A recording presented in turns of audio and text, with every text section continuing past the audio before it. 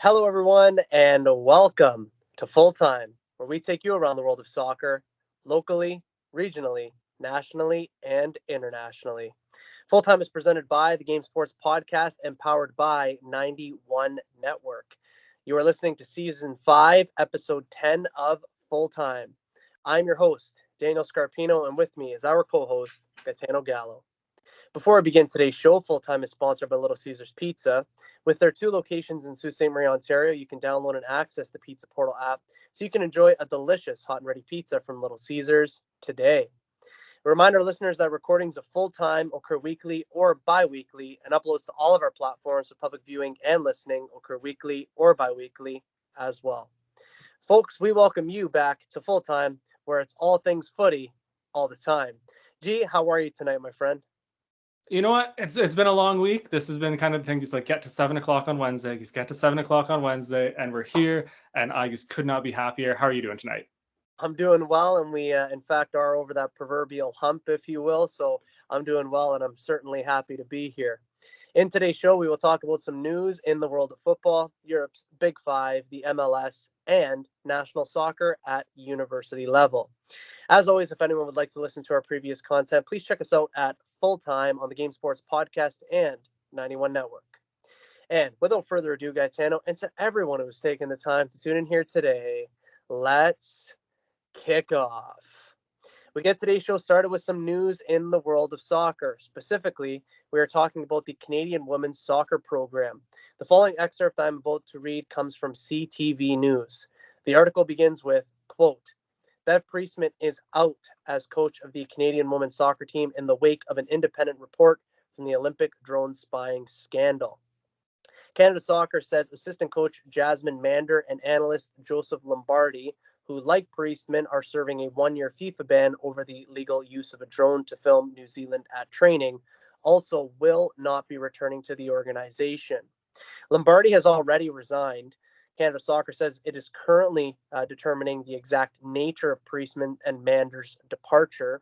Canada Soccer has also opened a case against former head coach John Herdman under its disciplinary code, saying the review unearthed potential violations of the organization's code of conduct and ethics by the former head coach of the men's national team. End quote.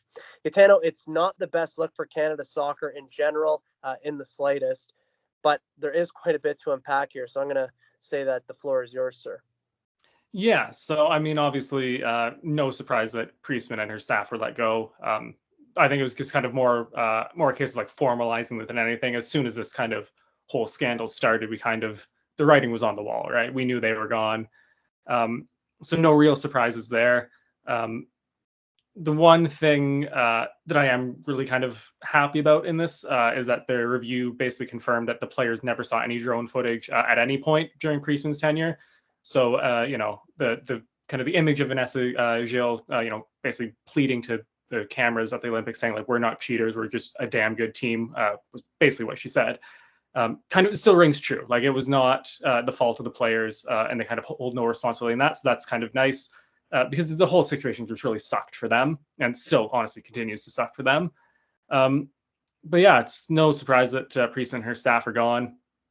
I'm interested to see what happens with John Herdman here. They don't really have jurisdiction over him anymore. Just he's not with the organization anymore.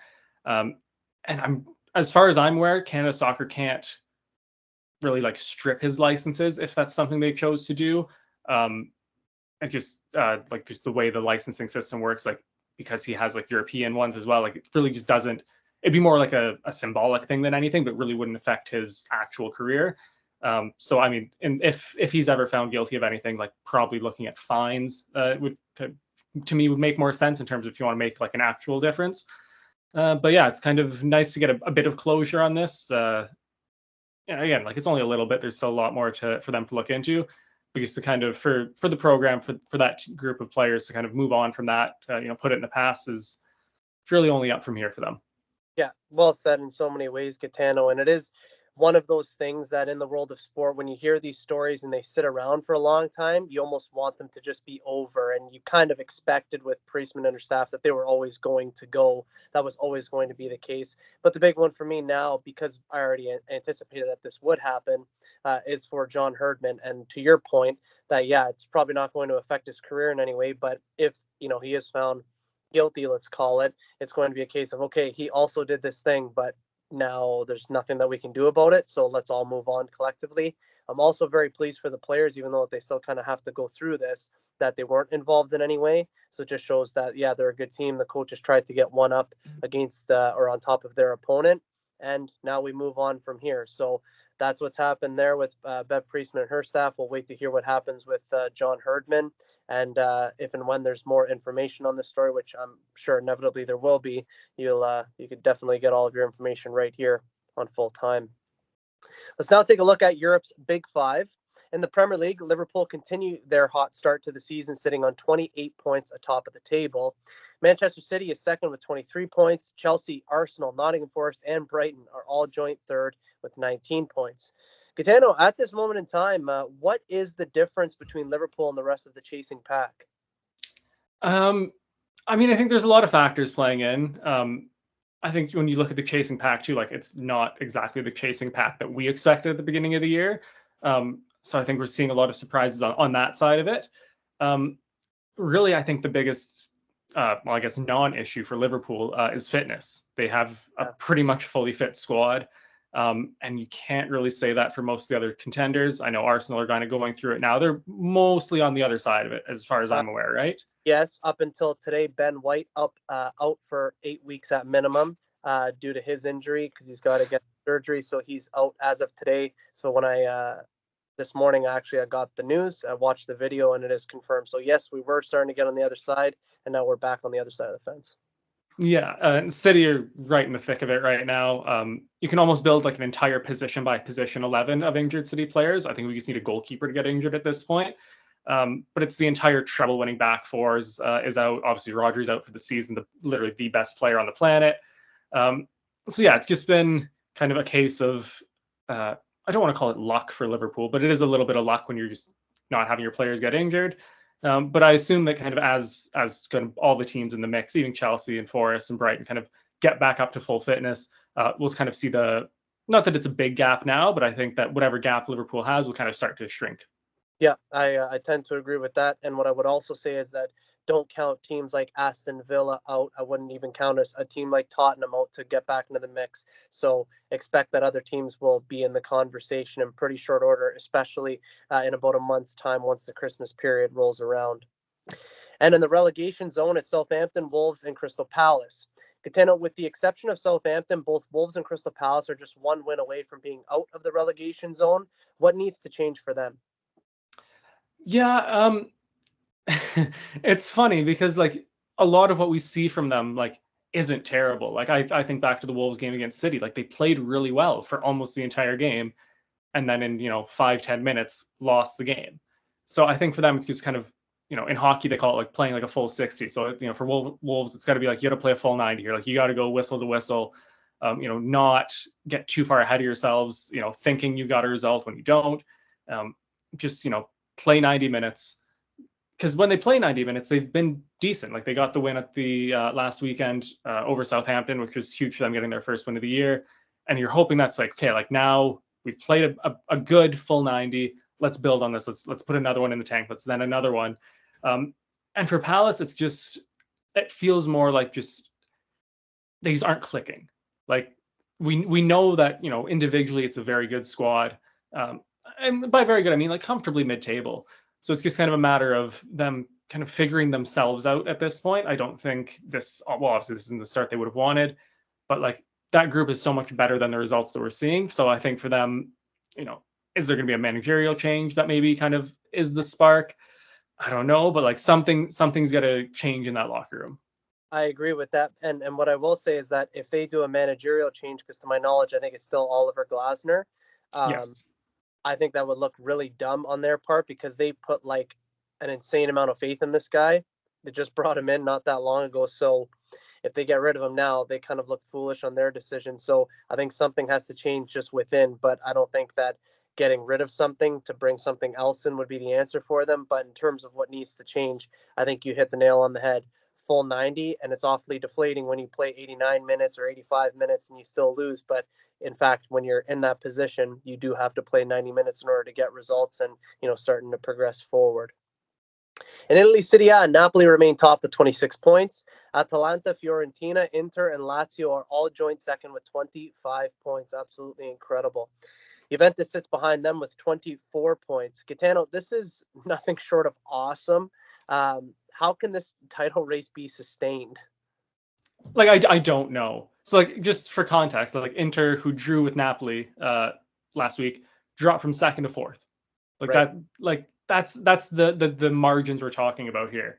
And like, even if you go further, like Juve are only 2 points, and six only 2 points off first. There's a little bit of a drop to Milan in seventh, but even then, like, it's just insane. I can't get over it. I'm gonna like rave about it every time we talk about it all season, but it's probably the best title race I've, at least to start anyways, that I've maybe ever seen. Like, in terms of, there's no clear favorite. There's 7-8 teams who are, realistically involved in the title race. There's probably about 12 teams involved in the chase for Europe. Like, it is insane. It really is. And I remember last Sunday, a buddy of mine texted me. He's like, "Hey, you watching some of the Serie A games today?" I'm like, "Where do I start?" Because there was obviously the national stuff on that, which we're going to get to in a moment's time, for university level soccer and everything else. I'm like, I don't know where to start because it's just absolutely awesome. So long may this continue in Serie A, and I'm super looking forward to continuing to cover it, every other week. La Liga in Spain has tightened up just a bit since we last spoke. Barcelona is still top with 33 points, and Real Madrid is still second, but now on 27 points with a game in hand. Atletico Madrid is third with 26 points. Villarreal sit fourth with 24 points. G, is it that time where we maybe begin to say that Real Madrid are going to find form and move closer and closer to, as they approach the midway point in the season? Yeah, they're starting to look a bit better. Mbappe still kind of hasn't gelled in that front line. And again, like, he's one of the best players in the world. Vinny Jr. is one of the best players in the world. Rodrigo is one of the best players in the world. Like, they'll, between the three of them, they'll figure it out. We're kind of starting to see like slow steps towards that. I know both Mbappe and Vinicius scored at the weekend. They're both penalties, but like, at least it's something to kind of get them going. And again, they'll also be kind of boosted by the fact that Barcelona lost to Real Sociedad at the weekend. I'm interested to see if that's, maybe, we talked about the bubble bursting. I'm interested to see how kind of the fallout from that looks, especially because there's an international break between that loss and their next game. So, what does Hansi Flick say to the group, after a bit of a deflating loss like that?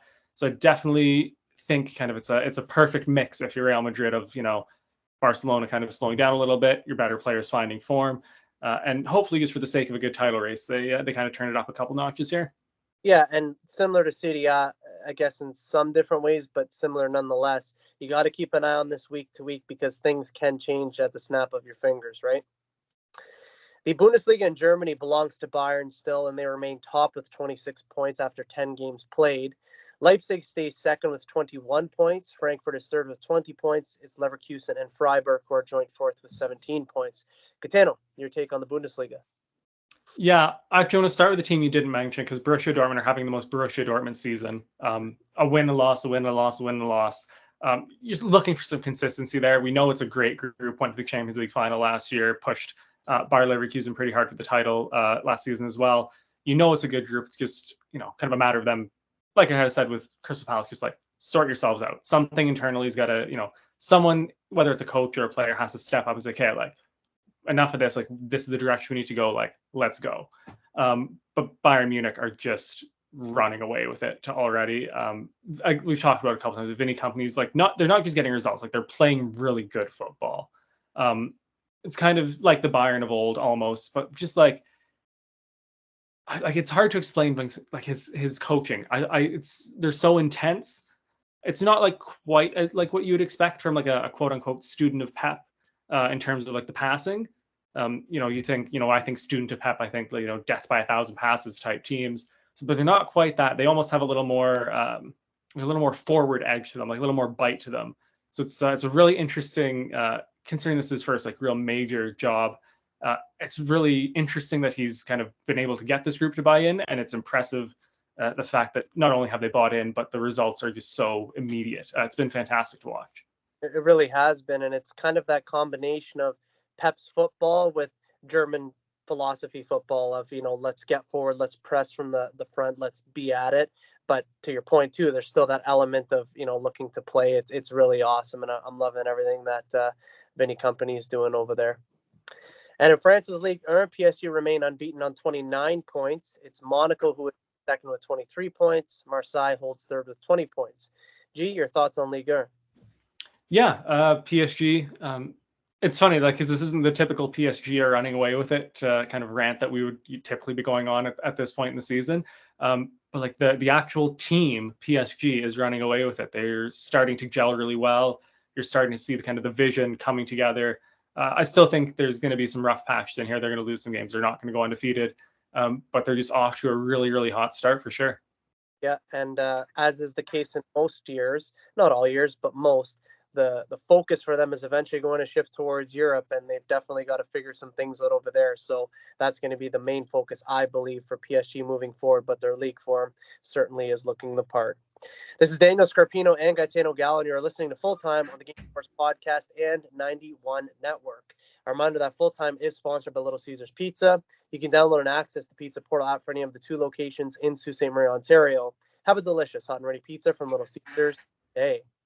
Let's now jump over to MLS playoffs, and there is no other place to start than the upset that took place, that all MLS enthusiasts were taken by surprise, and that, of course, was with Inter Miami losing to Atlanta and thus being knocked out of the playoffs. Gitano was a shock upset. A lot of things came out of the media afterwards in terms of analysis of the match, the format of the playoffs, which some people put into question, what went wrong for Inter Miami, and many other things. But what can you say for this result specifically that, quite frankly, most people didn't see coming? Yeah, so I don't think it's as big of a shock as people are as the kind of the media would like to lead with for stories. Atlanta United, since coming into MLS, have been one of the better teams in not just their conference but the entire league. So I'm less shocked that they won, more shocked that Miami lost, if that makes sense. Again, Atlanta's a solid team, always have been, and I think maybe a little more of, as I was saying with PSG, more of like a team, more of an actual 11 players on the pitch than Miami, where it's kind of Messi and friends, kind of doing their thing. But yeah, I in terms of the playoff format, they've already changed it since the last time for the last couple of years. Like, I think leave it for a couple of years at this point. Do we like it? Do we not? I don't particularly care for. I don't care either way. If we're going to be honest, if you're going to do playoffs, yes, there's going to be some 2-legged ties, and then you go into like single knockout. I don't really think the format is the issue here. I think just we saw an Inter Miami team that ran into a really, really hot Atlanta United. And that's North American sports, right? Exactly. Like, 8 seed in the NHL playoffs or the NBA playoffs can just turn up and win out of nowhere because they're just the team in form, right? So that's what you kind of get in North American sports. So to the point of some players that they don't like it, I could see why. But obviously, when you sign up for a team in the MLS, you know what you're getting into. So ultimately, it really is what it is. And Inter Miami are out, Atlanta are through. And what we're going to do now, we're going to take a look at how the rest of the playoffs are set up because it's just about time for the conference semifinals in the MLS. So we'll preview those games here and now for all of you. And first, we've got the Battle of New York between New York City and the New York Red Bulls. Gitano, this one, like, it's box office, or at least it should be. Who's going to win it, and what are your thoughts on it? I think New York's going to win, Scarps. But no, for real, this should be, box office is the right word for it. These are two teams. The players don't like each other. The management doesn't like each other. The fans hate each other. Like, this should be like the perfect example of like MLS playoff soccer. I'm really glad we got a matchup like this because, again, you have the eyes on the league from Messi and Miami. Like, you want people to be like, hey, maybe Miami's out. I'm gonna maybe just watch some other games. Like, this is the game you want them to watch. This is gonna be like peak MLS. I don't particularly like either team, so I really don't want to see either one go through. But I think New York City FCs have a touch more quality than Red Bulls, and I think they've got a little more experience recently in terms of winning in the playoffs. I think that's gonna kind of give them the edge. Yeah, I'm also going to take New York City. Now, I hope I'm not ignorant when I'm saying this. Is New York City not a part of one of Manchester City's groups? Yes, they are part of City Football Group, Okay. which is weird because you would think that naturally I support them, but no, I tried to the first year and I was like, no, this is weird. I'm a TFC fan. Not working. No, but you know what? To your point, they just, in my opinion as well, I think they have a touch more quality. Whatever team wins, I don't think that I'll be particularly upset or happy about, but I'm just looking forward to seeing just the chaos of that game. Yeah. It's going to be awesome. Next, we've got LAFC against Seattle. Who's winning, Gitano? I hate Seattle with all of my heart. So this makes it way easier because I think LAFC would win anyways, but I think LAFC is going to absolutely thrash them just for the sake of it. Yeah, I'm also going with LAFC. I don't think that it's going to be, down to the final whistle. I don't think it's going to be a blowout either, but I do also believe that LAFC are winning that one. I don't have as much hatred towards Seattle as you, but I don't like them either, and we have similar reasons as to why that is the case. Orlando City will play Atlanta. Gitano, who gets through in this game? It's hard to look past Atlanta having knocked out Miami, but this one I think it's probably the closest of the four conference semifinals here. So like just gut feeling says Orlando. Sure enough. And I'm just going to say Atlanta because I just think that they're just going to keep riding this wave of what they've just done against Inter Miami. Not to say it was unthinkable, but most people wouldn't have had that pegged. I know I didn't. So I'm going to take Atlanta just because I think they're going to keep riding that wave. And the LA Galaxy will take on Minnesota in the conference semifinals. Gitano, what are your thoughts here for what might happen? I really hope that I'm wrong about this because I would love an El Trafico for a conference final. But I got a weird feeling that LA Galaxy are gonna bottle this one here, and I'm gonna take Minnesota to win it. Fair enough, and I think that that could very well be the case. But I am going to take the LA Galaxy only because I just want all the drama. I just need to see it. So you'll take Minnesota, I'll take the LA Galaxy, and in total, when we review our picks here, we both agree with New York City. We both agree pretty fondly that LAFC will win. You'll take Orlando City, I'll take Atlanta. You'll take Minnesota, and I'll take the LA Galaxy. The conference semifinals will take place on Saturday and Sunday, November 23rd and 24th. And on our next episode of Full Time, we will be able to review those games for all of you right here on Full Time. And now it is time for a national soccer update for university soccer right here in our home country of Canada. The U Sports National Championships for both men's and women's soccer at university level has just concluded this past weekend.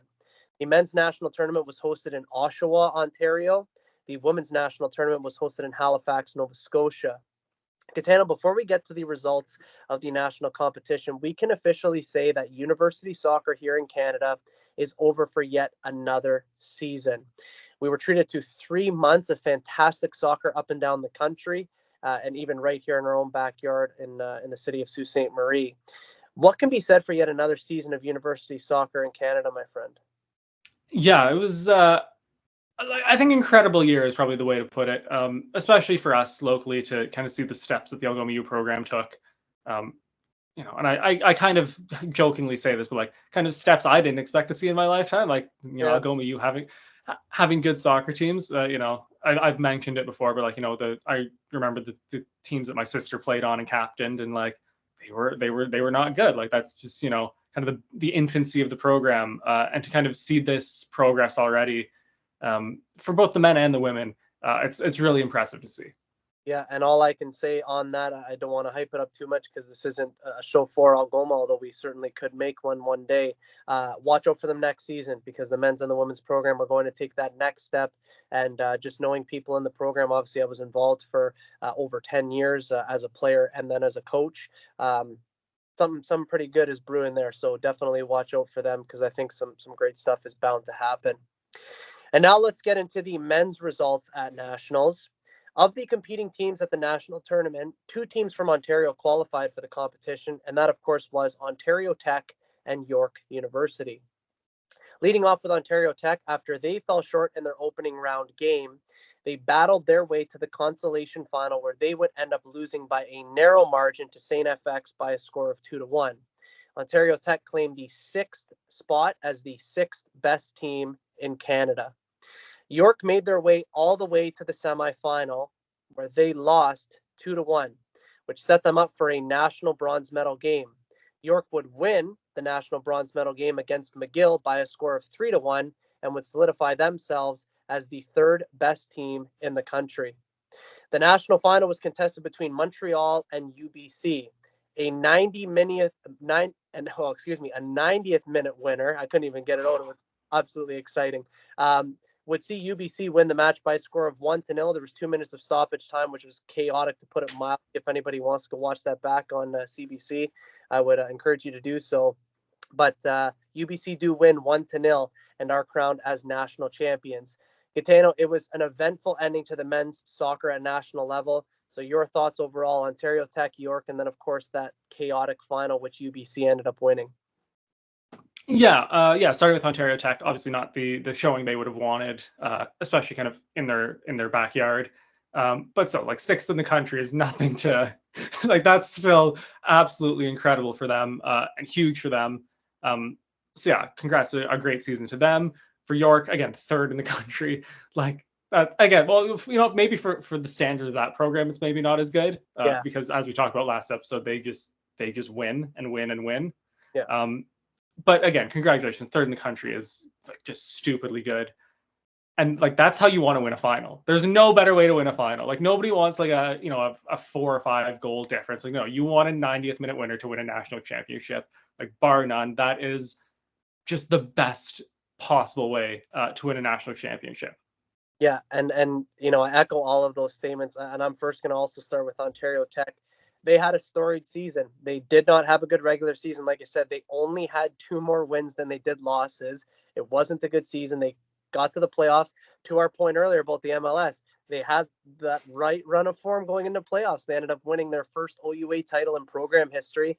They get to nationals and they get sixth, and that's no small feat. Like going into next season, that's a huge deal for them. That's a huge deal for any team. So a great season for them overall. Very storied, something that everyone there and all those players will remember forever. In the case of York, it really is usually title or bust because they're just that damn good. But again, third best team in the country. Narrowly lost out in that semifinal, but dominated the bronze medal game. Rightly the third best team in the country. And then that final was everything you wanted to see. It was just chucking it down with rain, just pouring, tackles all over the place, players putting their bodies on the line. And then that winner, the cross into the box, both players coming across, you knew one of them was going to get onto it. And then when the CBC on-field camera panned towards the bench, you could just tell it was the best moment of every one of those guys' life, including the coaches. And the final 2 minutes were chaotic. So well done to UBC men for doing what they did, and an unbelievable season on the men's side of things all around. And on the women's side, it was Nipissing and Ottawa who qualified for nationals after they both reached the OUA final.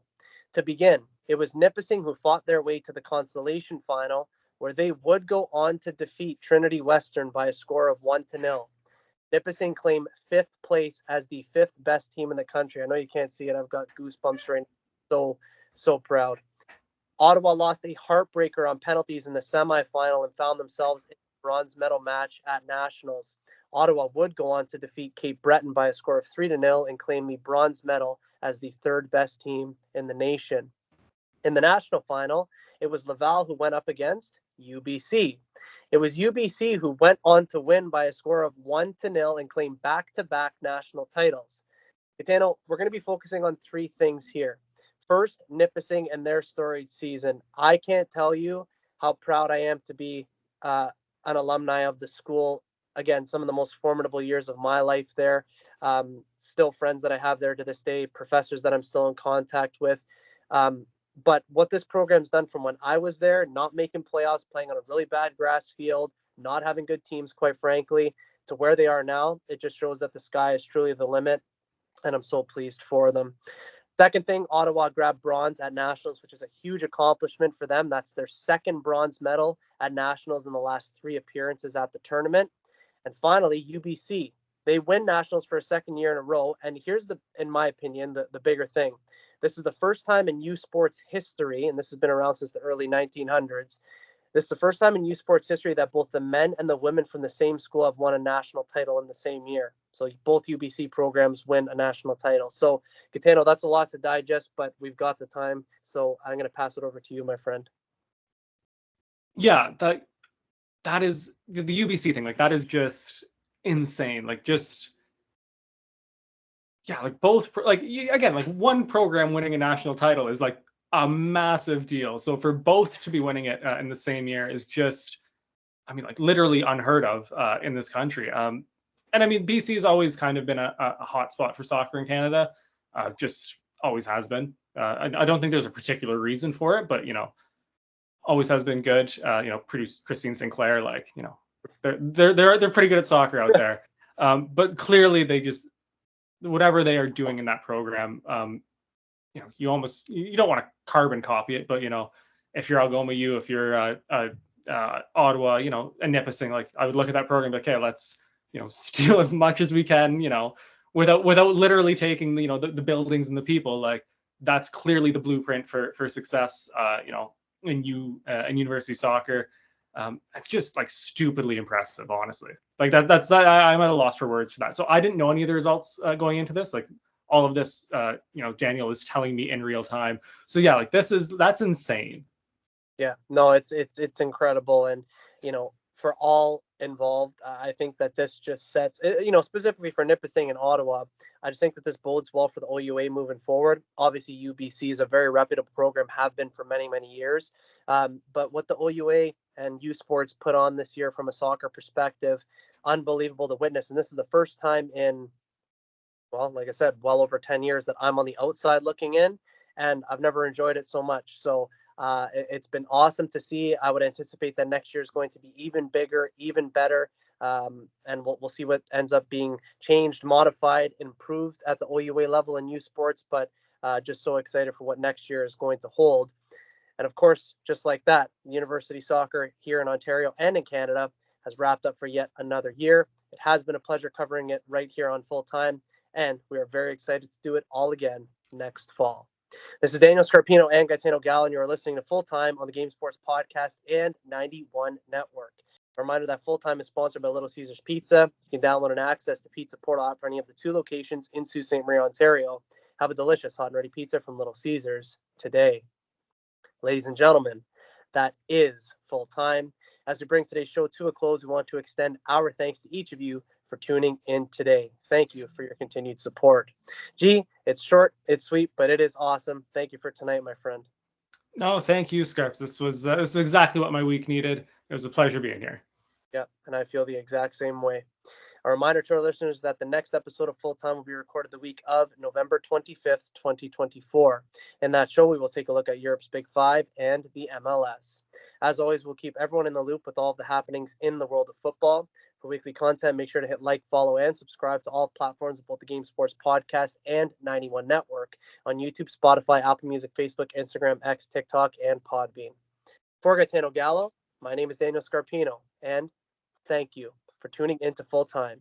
We look forward to seeing you at kickoff next time back here on the Game Sports Podcast and 91 Network. Best always.